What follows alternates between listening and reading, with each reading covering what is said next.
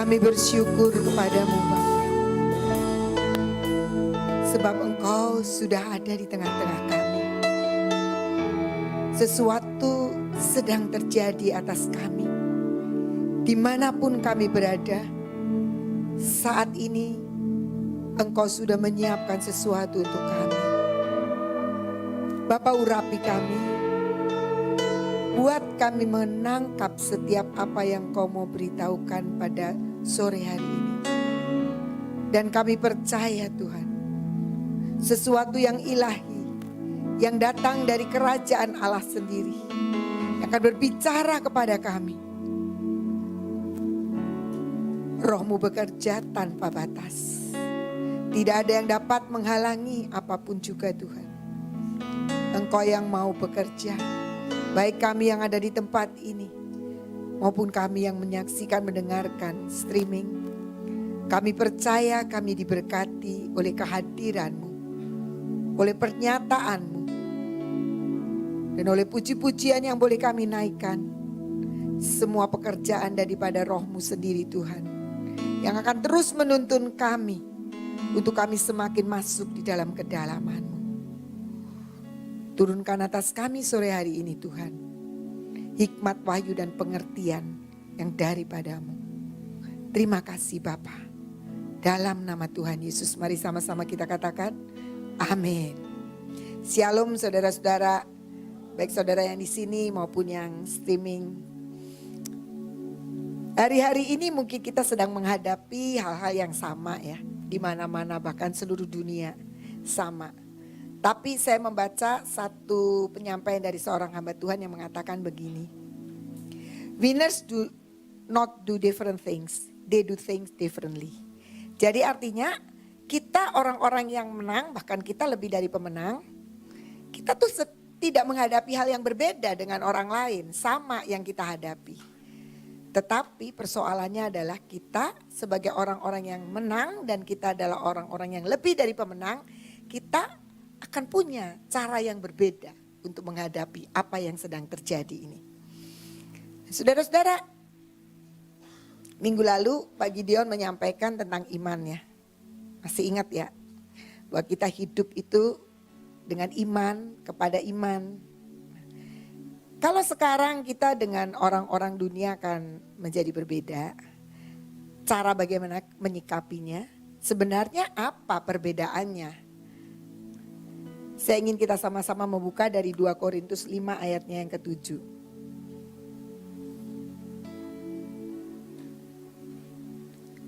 2 Korintus 5 ayatnya yang ke-7.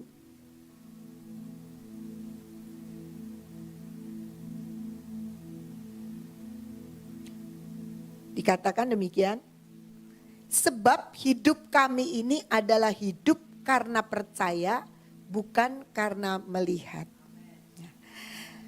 Kalau kita melihat apa yang sedang terjadi, kita akan menjadi sama dengan orang lain.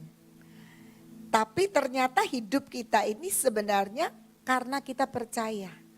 Kalau kita percaya kadang-kadang sangat berbeda dengan apa yang kita lihat. Kalau kita melihat, banyak kita menjadi tergoncangkan ya. Kita melihat mulailah kita masing-masing punya persepsi yang mungkin berbeda-beda. Tapi di sini dikatakan jelas bahwa sebenarnya kita hidup bukan karena apa yang kita lihat, tapi kita hidup karena kita percaya. Dan ketika kita percaya, ada banyak orang yang mungkin tidak mengerti kita. Tapi firman Tuhan itu sedang diberitakan menjadi sebuah kebenaran, bahwa nanti akan terjadi apa yang kita percayai itu. Dan yang kita percaya adalah firman. Hidup kita menjadi berbeda. Itulah sebabnya ketika kita dikatakan bahwa kita lebih dari pemenang, kita berbeda. Yang kita hadapi sama dengan yang dunia hadapi sekarang ini.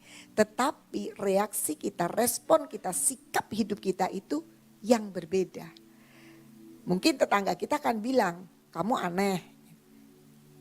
Memang bisa dia bilang aneh. Tapi kita sedang dilatih untuk mempercayai apa yang menjadi pernyataan Tuhan, firman Tuhan. Dan itu hari-hari ini yang harus kita hidupi, bahwa hidup kita karena percaya dan bukan karena apa yang kita lihat. Kalau apa yang kita lihat banyak yang menakutkan. Kita sering bicara mulai sekarang mari kita tidak banyak baca-baca yang semua yang bikin kita malah tidak bisa percaya. Jadi kita harus belajar bagaimana kita bisa mewarnai hidup kita menjadi warna yang berbeda. Apa? Yang pertama saya ingin mengajak untuk kita melihat dari 1 Samuel 17 ayat 4 sampai 7. Kita akan baca 1 Samuel 17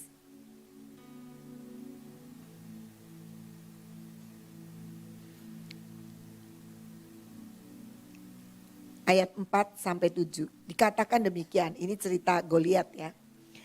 Lalu tampillah keluar seorang pendekar dari tentara orang Filistin, namanya Goliat dari Gat. Tingginya 6 hasta sejengkal. Ketopong tembaga ada di kepalanya dan ia memakai baju zirah yang bersisik. Berat baju zirah ini 5.000 sikal tembaga. Dia memakai penutup kaki dari tembaga dan di bahunya ia memanggul lembing tembaga. Gagang tombaknya seperti pesa tukang tenun dan mata tombaknya itu 600 sikal besi beratnya. Dan seorang pembawa perisai berjalan di depannya. Saat itu orang-orang Israel sedang berhadapan dengan Filistin. Mau perang, mau maju, tapi tiba-tiba dari Filistin ini keluarlah yang namanya Goliat. Goliat ini sosoknya berbeda dengan yang lain. Gede. Dikatakan di sini tingginya 6 hasta. 6 hasta itu kira-kira 2,7 meter sampai 3 meter. Jadi tinggi banget. Gitu. Gede gitu. Bom-bom tuh kecil pasti kalau sebelahan sama Goliat. Ya. Baju zirahnya dibilang 5.000 sikal. Baju zirahnya aja tuh sekitar 57 kilo. Beratnya kayak apa ya. Jadi itu baru baju zirahnya, belum cerita-cerita yang lain. Nah terus dia punya mata tombaknya saja. Jadi bukan tombak seluruhnya. Itu aja mata tombaknya 7 kilo, beratnya kayak apa. Jadi pada waktu itu orang-orang Israel sedang berhadapan dengan satu sosok yang mengerikan, menakutkan. Mereka gak berani. Mereka tiap hari bangun pagi ketemunya Goliat lagi. Mundur lagi, gak berani, gak maju-maju. Kenapa? Karena mereka melihat satu sosok yang mengerikan, yang gak bakal bisa dilawan lah. Seperti itu. Tapi kemudian datanglah yang namanya Daud. Daud ini datang, dia melihat Goliat yang sama kan. Dia gak begitu di mata Daud itu waktu lihat Goliat gak tiba-tiba Goliatnya jadi kecil gitu, enggak. Di zoom, dikecilin gitu enggak, atau digedein enggak. Sama, semua bangsa Israel termasuk Daud melihat sosok yang sama, Goliat. Tetapi kita akan lihat di sini bagaimana cara pandang dari orang Israel termasuk Saul dan cara pandang daripada Daud ketika mereka melihat sosok Goliat itu. Kita lihat di ayatnya yang ke-33 dari 1 Samuel 17 ini. Ayatnya yang ke-33 dikatakan demikian. Ini Saul ngomong pada waktu itu sama Daud. Tetapi Saul berkata kepada Daud. Waktu Daud bilang saya mau maju nih, mau ngelawan Goliat. Saul bilang begini. Tidak mungkin engkau dapat menghadapi orang Filistin itu untuk melawan dia. Sebab engkau masih muda, sedang dia sejak dari masa mudanya telah menjadi prajurit. Jadi Daud ini mau menghadapi Goliat yang dilihat sama oleh bangsa Israel. Tetapi Saul bilang begini, Daud gak usah, gak mungkin kamu menang, gak bisa kamu. Biarpun kamu ini ceritanya kamu ini sudah dilatih kayak apa, kamu lihat tuh Goliat tuh gedenya seperti itu. Apalagi sekarang kamu tahu bahwa Goliat itu siapa? Dari masa mudanya dia sudah dilatih untuk perang. Sedangkan Daud ini gak jelas. Sebagai gembala yang gak tahulah punya keahlian apa. Jadi Saul bilang, enggak mungkin kamu bisa. Yang dilihat sama, tapi Saul bilang enggak mungkin Daud kamu bisa. Tapi Daud bilang begini, ketika akhirnya Daud menghadapi Goliat, di dalam ayat 47 dikatakan begini. Dari 46 ya. Hari ini juga Tuhan akan menyerahkan engkau ke dalam tanganku. Dia bilang sama Goliat itu. Dan aku akan mengalahkan engkau dan memenggal kepalamu dari tubuhmu. Hari ini juga aku akan memberikan mayatmu dan mayat tentara orang Filistin kepada burung-burung di udara dan kepada binatang-binatang liar. Supaya seluruh bumi tahu bahwa Israel mempunyai Allah. Dan supaya segenap jemaah ini tahu bahwa Tuhan menyelamatkan bukan dengan pedang dan bukan dengan lembing. Sebab di tangan Tuhanlah pertempuran dan ia pun menyerahkan kamu ke dalam tangan kami. Pada waktu Daud melihat Goliat, dia tidak melihat sosok Goliat yang gede. Dia tidak melihat sosok Goliat yang mengerikan. Dia tidak melihat bagaimana Goliat itu sudah pandai berperang dari sejak masa mudanya. Dia nggak lihat senjata-senjata Goliat yang keren-keren, yang lengkap banget gitu. Dia nggak lihat itu. Tapi yang dia lihat adalah supaya kamu tahu bahwa Israel ini punya Allah. Supaya jemaah ini tahu semua bahwa peperangan itu bisa dimenangkan bukan karena pedang dan lembing. Apa yang bisa memenangkan? Tidak ada. Waktu itu Daud tidak bawa apa-apa. Cuma akhirnya dia bawa ketapel aja. Yang mungkin bagi bangsa Israel, ya ampun si Daud mau perang ngambilnya cuma batu buat sama ketapel itu. Ini apa-apaan? Guyonan ini, mainan. Mungkin bagi orang-orang Israel yang dalam keadaan ketakutan itu, dia pikir gini, ini Daud ini berani mati banget ya. Kayak gak ngerti, kayak gak pakai otak. Ngadepin Goliat yang Saul aja lebih pinter berperang mestinya. Ngeri, prajurit-prajurit kakak-kakaknya Daud itu berlatih untuk perang. Mereka aja gak berani. Tapi ini Daud kayak mempermainkan banget. Kayak menganggap sepele gitu. Tapi sesungguhnya apa yang ada pada Daud yang tidak dimiliki oleh bangsa Israel. Yaitu Daud hidup bukan karena melihat, tapi karena percaya. Karena ada Tuhan yang ajaib dan dia tidak melihat. Tuhan itu mau memenangkan orang Israel, tidak perlu pedang, tidak perlu lembing. Itu Daud. Jadi yang saya melihat di sini bahwa hari-hari ini mungkin kita lihat Goliat yang sama. Yang dilihat oleh dunia dan dilihat oleh bangsa-bangsa lain sama. Tapi Tuhan ingin mengajak kita untuk hidup kita bukan karena yang kita lihat. Tapi hidup kita karena firman yang perlu kita percayai. Dan itulah kehidupan kita yang menjadi berbeda. Kita harus menyikapi semua kehidupan itu menjadi berbeda. Mungkin orang lain yang bilang, punya apa sih? Senjata kita apa sih? Sekarang senjata kita apa sih? Senjatanya apa yuk? Mazmur 91 tangan kiri, tangan kanan Yesaya 60. Mungkin orang dunia akan bilang, apaan sih itu? Cuma baca deklarasi begitu. Mungkin orang begitu. Tapi memang itulah yang kehidupan yang harus kita jalani saat ini. Ketika kita mau menang. Karena di dalam senjata itu kita tahu Tuhan ada di dalamnya. Dan untuk memenangkan sebuah pertandingan bukan karena pedang, bukan karena lembing. Tapi karena kita percaya dengan setiap perkataan Tuhan. Dan perkataan Tuhan itu ajaib banget. Saudara. Kalau di Yesaya 55 itu dikatakan demikian. Yesaya 55.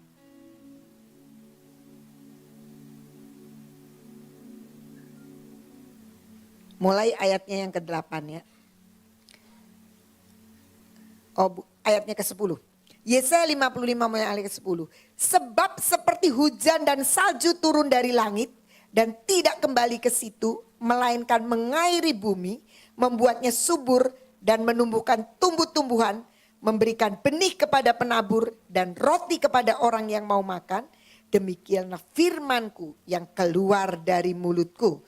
Ia tidak akan kembali kepadaku dengan sia-sia, tetapi ia akan melaksanakan apa yang ku kehendaki dan akan berhasil dalam apa yang kusuruhkan kepadanya.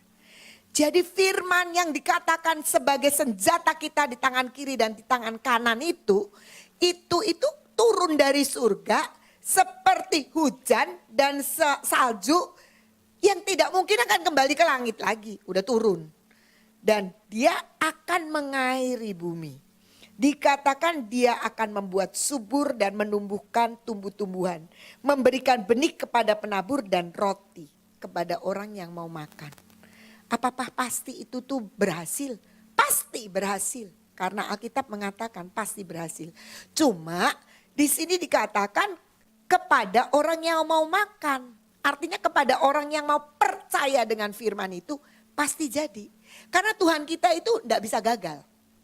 Pasti jadi.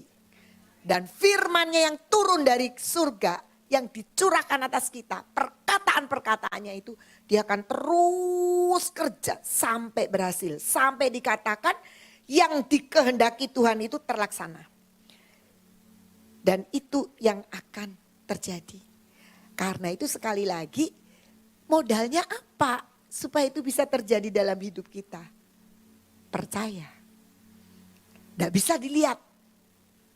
Tapi kita percayai. Mungkin orang bilang aneh, tapi memang harus percaya. Dan percaya itu memang sesuatu yang ada di dalam diri kita. Bukan apa yang di luar. Jadi yang pertama bagaimana supaya warna kehidupan kita, respon kita, apa yang kita lakukan saat ini menghadapi seperti Goliat. Yang gede kayak gitu ya, heboh gitu.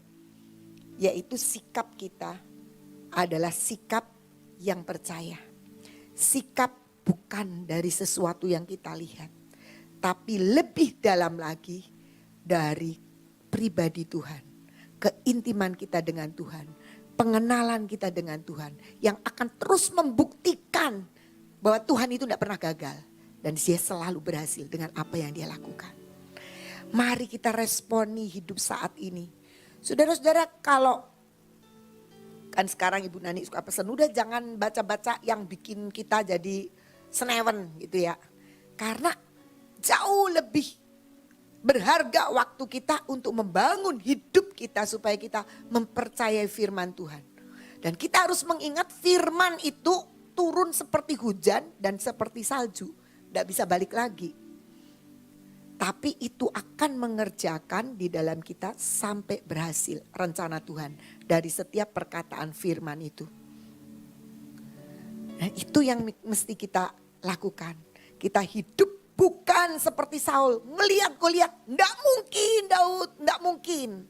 Tapi Daud bilang mungkin. Karena perang itu enggak perlu pakai pedang dan lembing. Tapi perang itu karena Tuhan ada di dalamnya. Dan itu yang membuat bedanya Daud dan orang-orang Israel. Termasuk Saul. Dan itu yang membuat Israel menang menghadapi Goliat. Karena ada orang yang mempercayai Tuhan lebih dari segala-galanya. Dan hidup kita itu hidup yang seperti itu.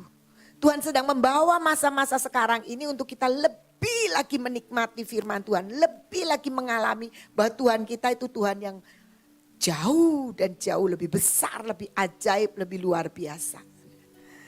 Tadi kami di ruang doa ngobrol beberapa. Aduh Tuhan, kita cerita sharing dengan Ibu Nani.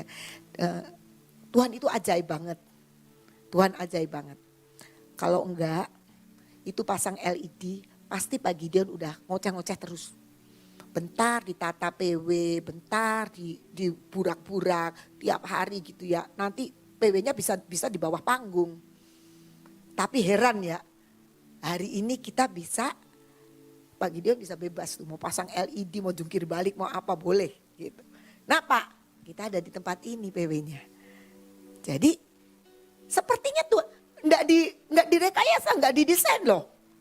Tiba-tiba upper room ini menjadi indah sekali dan kita bisa lakukan ini. Dan saya juga cerita, dulu sekali ya, kalau saya mendampingi Ibu Nani pelayanan dan di kota-kota lain bilang, Bu Nani, katanya di sini sudah ada sekolah, Semarang sekolah, di Manaim ada sekolah, di Temanggung ada sekolah, Sion gimana kok nggak ada sekolah? Ibu Nani itu jawabnya begini, saya dampingin cuma denger aja. Ngapain Sion bikin sekolah? Di Cirebon sudah ada sekolah bagus. Jadi saya tahu bahwa Ibu Nani itu enggak minat banget bikin sekolah. Tapi Tuhan itu mendesain seperti itu. Mau bikin youth center buat anak-anak muda. Bikin, dibangun, konstruksinya sudah jadi. Tapi baru konstruksi doang, jadi belum diapa-apain. Tiba-tiba ada firman, harus membuat sekolah. Langsung ditangkap sama Ibu Nani, bikin sekolah. Di mana tempatnya enggak jelas. Tapi tiba-tiba Tuhan mengingatkan, itu loh youth center tuh jadi sekolah. Dalam sekian bulan dirombak jadi kelas-kelas. Jadilah sekolah. Apakah kita sudah desain itu jadi sekolah? Enggak. Enggak pernah. Tapi Tuhan sudah desain untuk sebuah sekolah. Dia sudah jauh tahu dan itulah Tuhan kita. Yang kita percayai. Semua ajaib. Ibu Nani tadi bilang itu loh kalau lagi nyanyi bersinarlah gitu kan. Terus ada itu di drone itu kan. Aduh kayaknya ajaib banget ya. Bisa kelihatan nih gedung Gracia, ini gedung sekolah, ini radio. Waduh hal yang gitu. Siapa yang desain? Tuhan. Ajaib. Kita dituntun dari hari ke hari. Untuk akhirnya dari percaya baru kita melihat, menyaksikan. Daud dari percaya baru kemudian dia lihat kemenangan itu. Tapi kalau orang dunia pengennya ngelihat dulu. Lihat dulu. Ya malah gak jadi-jadi saudara. Jadi mari hidup kita sekarang ini hidup yang berbeda diwarnai dengan bukan karena melihat. Tapi karena percaya.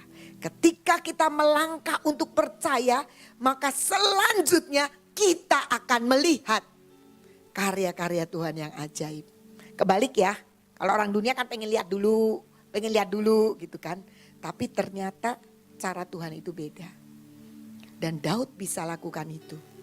Dia apa? Dia lakukan sesuatu bahwa dia melihat Tuhan dulu di dalamnya. Tuhan ini pemenang. Bukan dengan lembing. Bukan saya harus pakai pakaian perang. Bukan karena saya sudah ahli. Tidak. Tapi karena Tuhan ada di dalamnya. Dia pasti akan membuat bangsa Israel menang. Jadi hidup kita saat ini adalah hidup karena percaya. Yang kedua, bagaimana kita meresponi sikap hidup yang berbeda dengan dunia. Pada waktu wabah ini, satu ketika saya berjalan di lapangan basket itu ketemu sama satu anak Tuhan. Sebenarnya sih kalau kita itu kan ya kalau ketemu sama biasa aktivis gitu ya enggak selalu salaman kan. Enggak gitu. Jadi saya juga waktu ketemu saya tuh begini-begini aja. Tiba-tiba dia bilang gini, Cik gak punya iman ya cuma begini-begini aja. Lah pada saya masa ketemu dia yang hampir tiap hari ketemu salaman di tengah-tengah lapangan basket. Tapi karena sekarang kondisinya itu lagi gak boleh-boleh senggol-senggolan. Jadi waktu saya tuh cuma begini dari jarak jauh terus saya cuma begini. Gak punya iman ya? Katanya gitu. Saya cuma ketawa aja. Apakah iman diukur dengan seperti itu? Menurut saya enggak banget sih. Tapi ya sudah. Kalau dia memang begitu ya enggak apa-apa. Saya cuma ketawa aja gitu. Ya memang sekarang kan kalau salaman terus langsung keluarin sanitizer kan. Ya. Saya juga di tas aja, salaman sanitizer, keluar masuk sanitizer gitu ya. Nggak tahu kadang-kadang parno juga gitu loh. Gitu. Tapi saya mau katakan begini, apakah kalau orang berjabat tangan itu salah di masa-masa sekarang? Ataukah apakah kalau kita tidak berjabat tangan itu membuktikan kita tidak punya iman? Apakah seperti itu? Saya pikir tidak terlalu dangkal banget seperti itu ya. Tapi yang saya mau katakan di sini adalah bagaimana kita menyikapi sekarang ini adalah hikmat. Yang kedua, kita tidak melihat tapi kita percaya. Dan yang kedua itu ada hikmat yang harus mengiringi hidup kita. Nah sekarang pertanyaannya adalah hikmat itu seperti apa? Apakah kalau kita tidak berjabat tangan dan kita cuma begini-begini aja itu karena hikmat? Ataukah ketika kita sekarang duduk, ini enggak jejer-jejer nih ya, kursinya sekarang jarak jauh ini. Jarak jauh ke belakang jauh, ke sana jauh, itu karena hikmat? Saya mulai belajar tentang hikmat itu di 1 Raja-Raja. 1 Raja-Raja 3. Kita baca mulai ayatnya yang ke-7. Ini saat Salomo baru menjadi raja. Dikatakan di sini, maka sekarang ya Tuhan Allahku, Engkaulah yang mengangkat hambamu ini menjadi raja, menggantikan Daud ayahku. Sekalipun aku masih sangat muda dan belum berpengalaman. Demikianlah hambamu ini berada di tengah-tengah umatmu yang kau pilih. Suatu umat yang besar, yang tidak terhitung dan tidak terkira banyaknya. Maka berikanlah kepada hambamu ini hati yang faham menimbang perkara untuk menghakimi umatmu dengan dapat membedakan antara yang baik dan yang jahat. Sebab siapakah yang sanggup menghakimi umatmu yang sangat besar ini? Lalu adalah baik di mata Tuhan bahwa Salomo meminta hal yang demikian.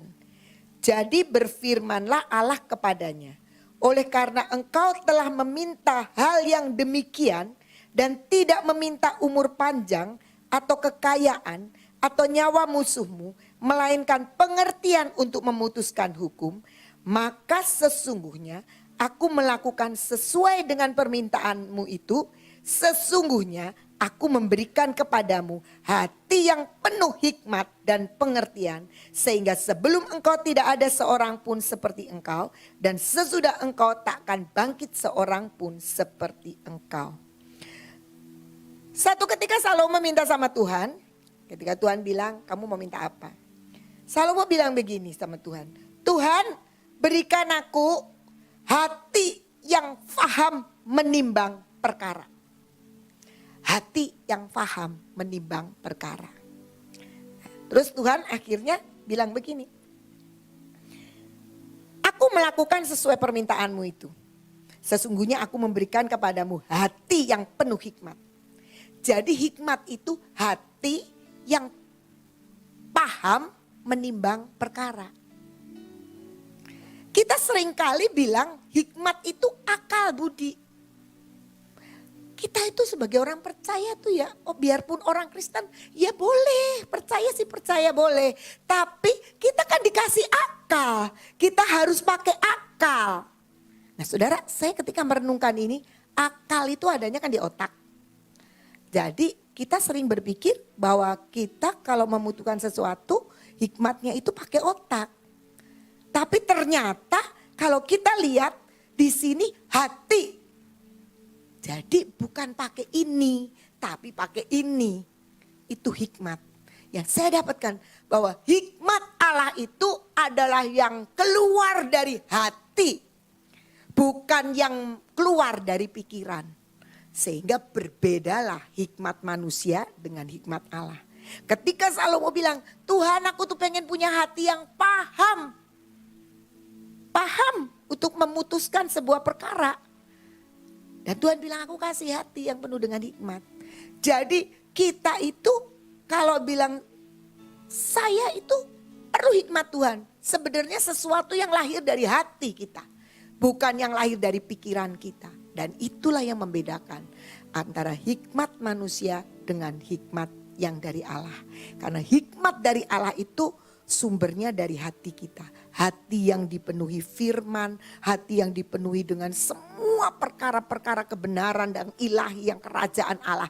Baru keluar keputusan-keputusan yang memahami semua perkara harus dilakukan. Dan kalau kita seringkali bilang, orang Kristen kalau gitu kayak orang bodoh, masa pikirannya gak dipakai? Betul, memang pikirannya gak boleh dipakai. Karena pikiran itu menjadi hikmat manusia, hikmat dunia. Dan bagaimana kita meresponi semua yang sedang terjadi di sekitar kita harus keluar dari hikmat yang ilahi, hikmat yang keluar dari sebuah hati. Nah, saya membaca di dalam The Message. Di The Message itu dikatakan begini, yang tadi itu, yang di Samuel itu. Give me a God listening heart. Berikan kepada saya itu hati yang mendengar Engkau Tuhan. Jadi hati yang mau mendengarkan Tuhan, itulah yang melahirkan hikmat. Yang sebenarnya harus dijalani oleh orang percaya. Jadi kalau orang percaya yang berhikmat itu tidak dengan akal kita. Kalau akal kita ya udahlah ini pakai begini. Seringkali malah jadi meleset. Tapi dikatakan God listening heart. Hati yang mau mendengar Tuhan. Dan itu yang melahirkan hikmat. Dan mari hari-hari ini kita belajar. Mungkin kita sekarang ini kok sama ya. Gak punya iman toh. Kok enggak mau kumpul-kumpul gitu. Enggak, kita tetap menggunakan hikmat. Hikmat yang dari mana? Dari Tuhan. Ketika Tuhan ngomong harus ada doa 24 jam. Itu hikmat yang Ibu Nani dapat yang dari Tuhan. Yang mendengar Tuhan. Dan itu hikmat yang perlu kita miliki. Jadi bukan akal. Dari sini akan lari kepada pikiran kita untuk lakukan. Dan bukan karena pikiran kita. Banyak kita mikir gitu. Orang Kristen itu kadang-kadang jadi orang bego ya katanya gitu.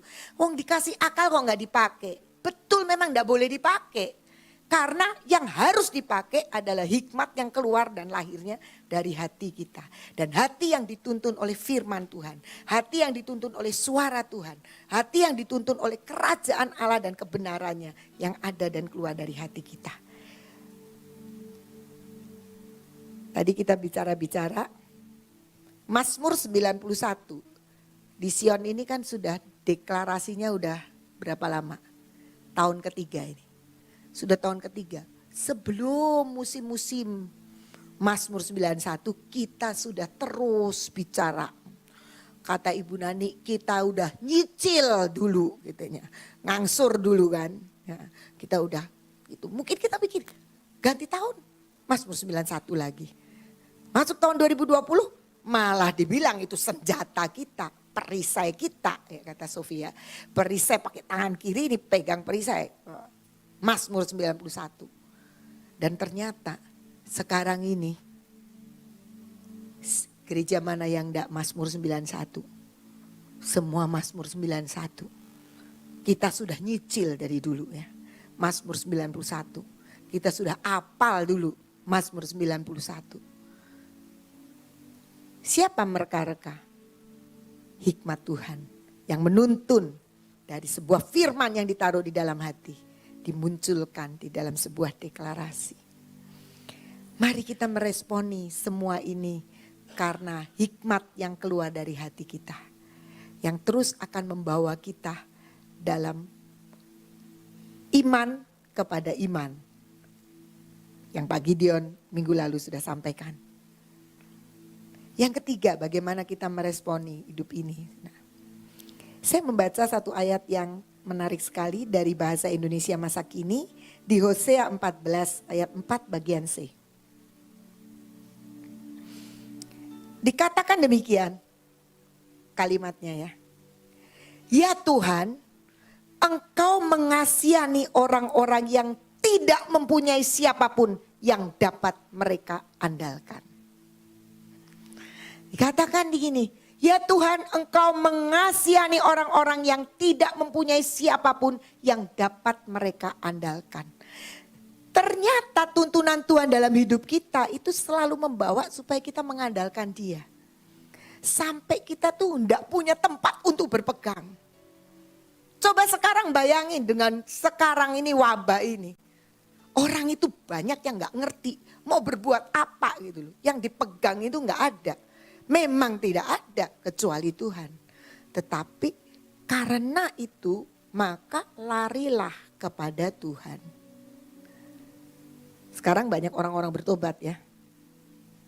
Negara-negara banyak yang bertobat. Semua mulai menaikkan puji-pujian, mulai cari Tuhan dan sebagainya. Kenapa? Karena sudah tidak ada yang bisa diandalkan. Yang paling pinter pun sampai bingung dengan wabah ini. Semua orang mulai cari apa yang aku bisa pegang. Dan kita tahu kan, billboard di Jakarta sudah ada tulisan Mazmur 91. Kalau nggak ada wabah ini nggak boleh loh pasti kayaknya. Karena ada wabah ini jadi ada. Kenapa? Karena memang Tuhan sedang mereka-reka. Waktu dan masanya lawatan itu harus terjadi. Dan lawatan itu harus terjadi dengan cara apa? Sampai orang-orang tidak bisa menemukan siapa yang bisa diandalkan. Siapa yang bisa dipakai untuk jadi pegangan. Gak ada. Tapi titik yang sudah tidak ada lagi yang bisa diharapkan dan diandalkan. Sampai titik itu Tuhan akan ulurkan tangan. Jadi mari kita belajar. Kadang-kadang kita memang dipaksa sama Tuhan. Sampai kita itu tidak bisa berbuat apa-apa. Sampai aduh mau apa lagi. Apalagi yang bisa kita gadein lah. gitu ya. Yang bisa kita harapkan. Enggak ada. Bingung semua. Dan semua hanya Tuhan. Dan memang Tuhan itu menantikan masa itu. Sampai orang-orang tidak punya siapapun yang dapat mereka andalkan.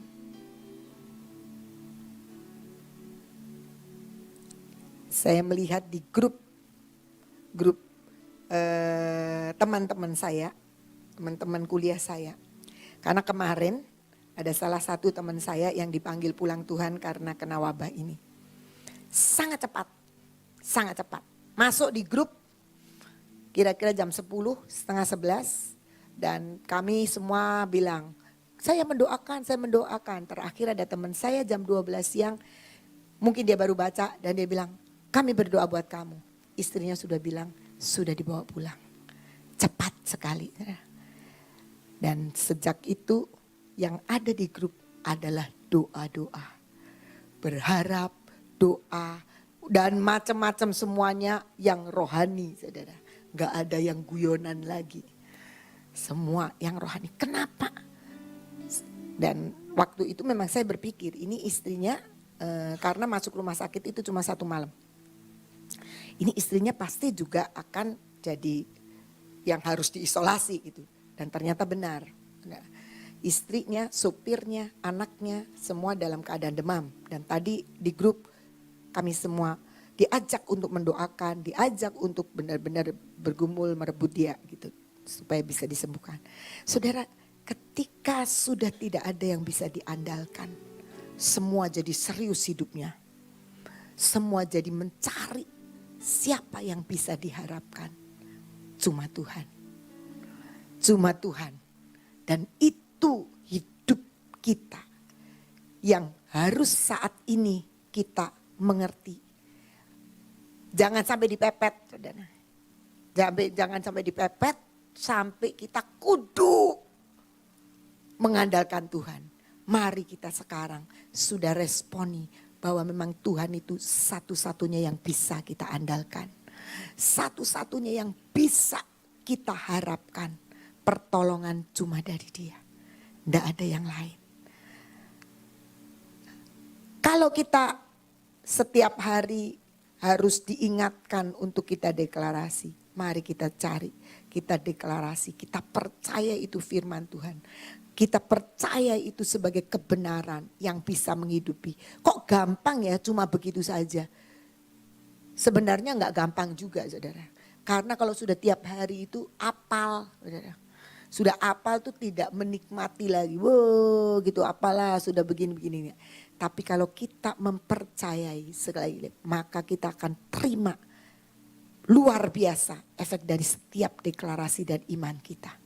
Kita belajar untuk meresponi, mewarnai hidup kita bukan sama dengan dunia. Kita mewarnai hidup kita bukan karena pedang dan lembing, bukan karena kekuatan kita, bukan karena kepandaian otak kita. Saudara-saudara, terlalu banyak di dalam hidup di sekitar kita ini yang seringkali gampang mengotori hidup kita.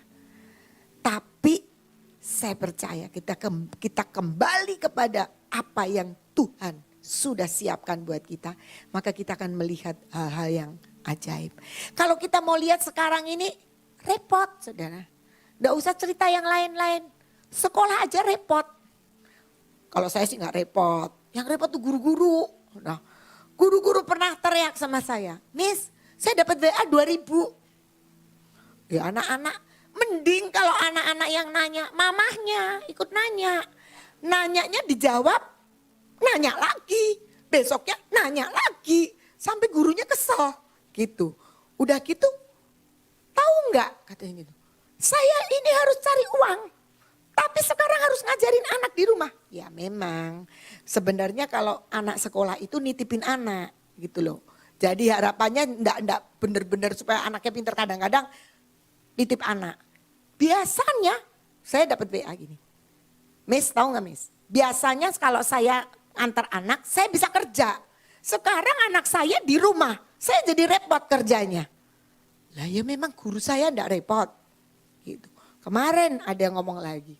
Ini online nih, sekarang pelajarannya online. Itu gimana itu orang tua? Katanya gitu. Enggak kasihan orang tua, kan bayar kuota. Katanya gitu. Kan kasihan orang tua yang enggak punya kuota. Saya bilang gampang simple. Sekarang kan enggak pakai transport ke sekolah. Ya duitnya dibuat beli kuota dong. You know, biasanya kan 10.000, pulang 10.000, 20.000, jadi kota. Kata saya gitu. Sudah repot kalau mikirin seperti itu. Sampai tadi saya juga masih dapat protes lagi dari orang tua. Jangan banyak-banyak kalau ngasih tugas. Saya jadi repot. Sampai saya bilangin, Mama, jangan paksa anaknya harus dapat 100. Pokoknya bikin saja. Dan sekarang ini masuk minggu kedua ini sudah enggak tugas loh. Diajarin pakai Zoom. Nah ya kan diajarin, guru ngajarin. Protes lagi. Miss kenapa sih pakai Zoom aja kudu pakai seragam? Ya ampun anak suruh ganti seragam aja. Ya daripada pakai kaos singlet. Saya bilang gitu. Ya pakai seragam kan bagus. Pakai seragam pikirlah anak itu dunianya bahwa saya sedang sekolah. Makanya saya pakai seragam. Kadang-kadang mama-mama tuh reseh. Gini diprotes, gitu diprotes. Itu ke saya, pengurus. Ke gurunya lebih lagi. Lebih hebat lagi. Tapi ya sudahlah biar. Itu yang sekarang ini masih perlu dinikmati. Kami punya guru 2 ini lagi di rumah sakit. Tapi sakitnya sakit 1 DB, 1 tifus. Yang di rumah sakit aja dikejar-kejar. Padahal dia sudah bilang, saya masih istirahat di rumah sakit. Dikejar-kejar. Saya bilang udah diblok aja itu, orang tuanya diblok semua. Kata saya gitu. Gitu. Kan ada penggantinya, guru penggantinya gitu kan. Tapi yang dikejar jadi stres. Tadi dia bilang gini sama saya. Aduh Miss, saya tuh rasanya sudah kayak mau pulang ke surga. Hah? Kata saya, kenapa? Katanya, sampai sesak saya. Kenapa? Ini orang tua pada wah kan masuk. Makanya Miss diblok. Kata saya kayak gitu. Tahu nggak sih orang tua kalau kamu tuh lagi di rumah sakit? Tahu sih udah dikasih tahu nanti diganti sama Miss yang lain. Tapi tetap aja. Ya udah jangan usah dibaca. Jadi kan ngajarinya ya nggak bener juga saya ya. Suruh nggak baca gitu. Tapi ya gimana? Yang itu masih di rumah sakit gitu. Tapi mari kita responi. Saya percaya, ini saya kadang-kadang juga jengkel. DB katanya bagus pakai daun ubi jalar. Ubi jalar. Saya masukin di grup, siapa Miss dan Sir yang punya daun ubi jalar? Yang respon cuma satu, Miss Tin aja. Dan ternyata enggak ada. Sudah cuma satu, enggak ada lagi ya. Yang lain diam sunyi senyap, enggak ada yang respon. Aduh, saya bilang gini, ini gimana sih ya daun ubi jalar itu. Udah, saya kasih tahu lagi pakai angka katanya gitu. Dia enggak direspon. Malam-malam jam 9 nanya, bisa beli angkaknya di mana? Lah ya enggak dari tadi siang. Sudah siang udah dikasih tahu, nanyanya jam 9 ya enggak tahu beli di mana. Segitu. Jadi ya kadang-kadang kita memang harus menghadapi itu. Tapi saya percaya semua guru-guru sedang dilatih untuk mempercayai Tuhan dengan semua kesibukan termasuk orang tua juga. Orang tua WA sama saya, Miss gitu, panjang, Miss gitu. Saya pikir ada apa papa katanya. Cariin kerjaan dong saya. Departemen tenaga kerja. Saya bilang cariin kerjaan kenapa? Iya Miss, kalau enggak saya enggak bisa bayar uang sekolah. Karena sekarang ini sepi. Katanya gitu. Kan semua juga sepi ya. Saya begini, aduh saya ngasih kerjaan apa ya? Gitu. Jadi saya teringat. Ada yang jual sanitizer. Udah jualan sanitizer aja. Dia jualan keliling, nggak tahu tuh laku apa enggak. Tapi saya jadi bingung juga gitu loh. Pertanyaannya dari sekolahan sampai pekerjaan gitu. Tapi mari kita nikmati. Karena semua sedang dilatih oleh Tuhan untuk tidak ada yang bisa diandalkan kecuali Dia.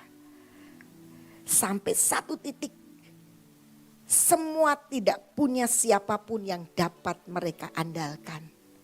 Dan dikatakan maka Tuhan akan turun dan mengasihani mereka.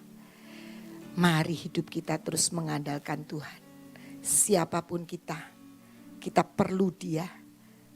Entah kita yang sakit, entah kita yang kurang duit, entah kita yang lagi repotnya setengah mati ya. Repot, mari kita mengandalkan. Cuma Dia yang bisa nolong kita. Hidup kita bukan karena melihat. Kalau lihat, Goliatnya gede. Tapi mari kita lihat bahwa kita percaya. Yang kita percayai adalah Tuhan yang jauh lebih besar. Jauh lebih ajaib.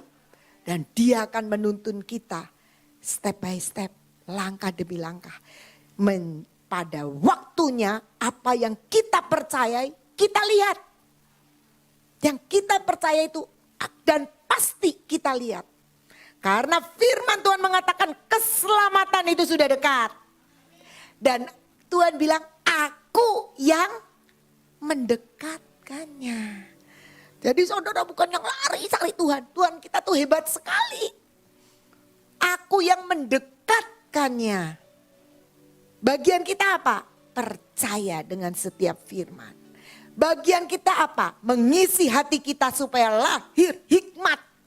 Lahir satu kekuatan. Yaitu hati yang punya pemahaman untuk membedakan. Hati yang faham dalam segala perkara. Bagian kita apa? Bagian kita mengandalkan Dia. Dan Dia adalah Allah yang bisa diandalkan.